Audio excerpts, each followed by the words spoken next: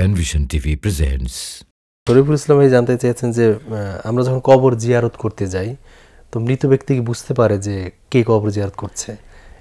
এটা অথেন্টিক। ইবনে কাইয়িম রাহিমাহুল্লাহ তাআলা তার একটা রূহ একটা কিতাব আছে, সেকে উল্লেখ করছেন যে যদি আত্মীয় স্বজন বা ছেলে মেয়েরা যদি কাজ দিয়ে যায়, সালাম দিলে সে বুঝতে পারে যে আমার ছেলে আসছে, সালাম দিয়েছে।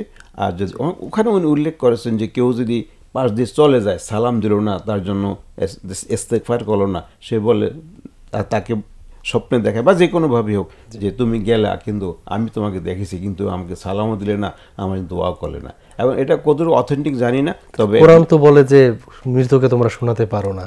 হ্যাঁ, কোরআন অনেকগুলো আয়াত আছে, ইন্নাকা লা তুসমিউল মাউতা। জি জি, কোরআন শুনাইতে পারো না। তো এই ইবনে কাইয়িম রাহমাতুল্লাহ আলাইহি আর রূহ কিতাব বলেছে উনি এরা শুনতে পায়, দেখতে পায় বলে উল্লেখ করেছেন। তবে এটা বিশুদ্ধ দলিল তিনি উল্লেখ করেন। এটা তিনি অল্প বয়সে লিখেছেন বলা হয় যে এদের কিছু ভুল ভ্রান্তি আছে, এমন কথাও আছে। হ্যাঁ, এটাও অনেকে বলেন যে এটা ইবনে কাইয়িমের যে চিন্তা ভাবনা অনুযায়ী কিতাবটা ওরকম রচিত হয়নি, তিনি প্রাথমিক পর্যায়ে লিখেছিলেন।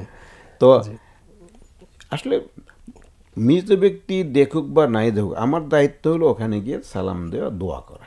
জি, সেটা আল্লাহ তাআলা পৌঁছে দেবেন এবং এটা আল্লাহ তাকে শোনাবেন, উপকৃত হবেন। এই দোয়া করলে যদি তিনি ঈমান নিয়ে যেয়ে থাকেন, এই দোয়ার বদৌলতে আল্লাহ তার পজিশন বাড়িয়ে দিবেন বলে হাদিসে আছে।